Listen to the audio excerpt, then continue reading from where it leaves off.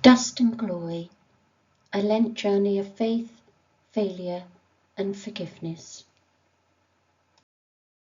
A reading from the book of Jonah, chapter 3, verse 3 to chapter 4, verse 5. So Jonah set out and went to Nineveh, according to the word of the Lord.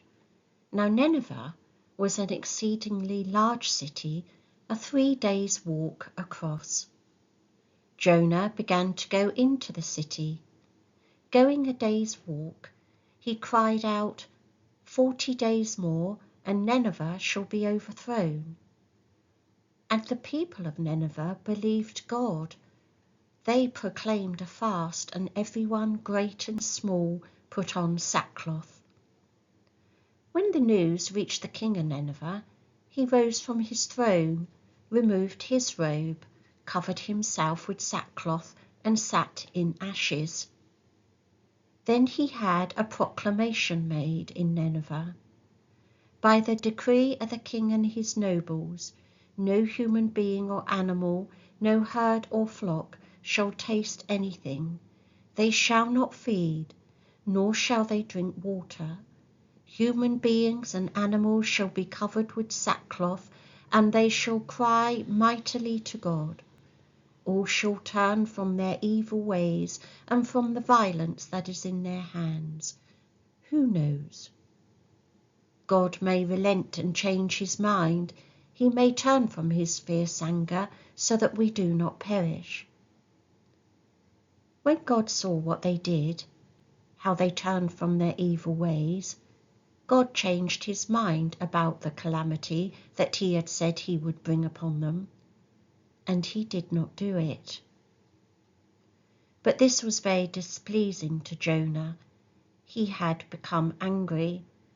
He prayed to the Lord and said, O Lord, is not this what I said while I was still in my own country?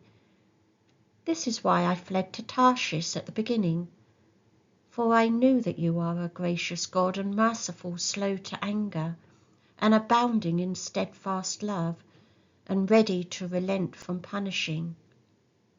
And now, O Lord, please take my life from me, for it is better for me to die and to live. And the Lord said, Is it right for you to be angry?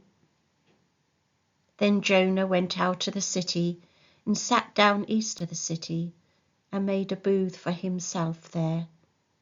He sat under it in the shade, waiting to see what would become of the city. This is the word of the Lord.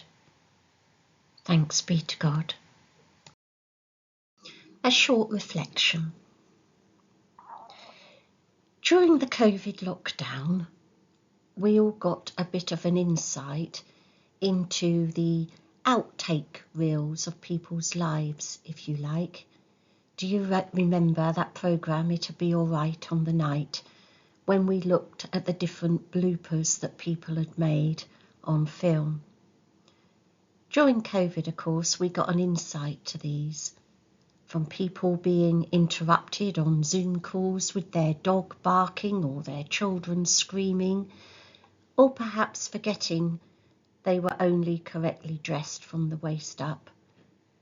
And then, of course, there was all the various connectivity issues. You're on mute, or I can't see you, or you're all blurred. In truth, though, these mini disasters actually brought us closer together as we all muddled along together. So you see, failure can sometimes be endearing. Seeing other people as vulnerable and human too can be quite comforting. Jonah's failure is quite endearing and humorous. At first, he tries haplessly to run away. Then when the people of Nineveh listen to his warning and actually change their ways, so God discerns not to punish them, Jonah stomps around the city. He throws a strop at God for being so merciful to the people and forgiving them. And Jonah goes off to sulk under a tree. Whilst this may be endearing and quite humorous, of course, what we all learned throughout COVID was that other failures may have had the opposite effect and were not endearing and were not humorous. When a politician perhaps has not been truthful, or as we all went online, when somebody deliberately says something hurtful on social media and incites others to do the same. This makes us feel very angry.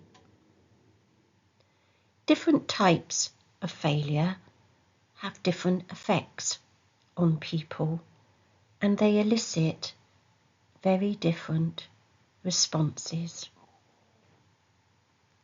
Amen. A challenge. What failures in others do you find funny or endearing? What failure in others do you find offensive and dangerous? Why do you think you find some funny and endearing? And why do you think you find some offensive and dangerous? God love you. God bless you. Bye-bye.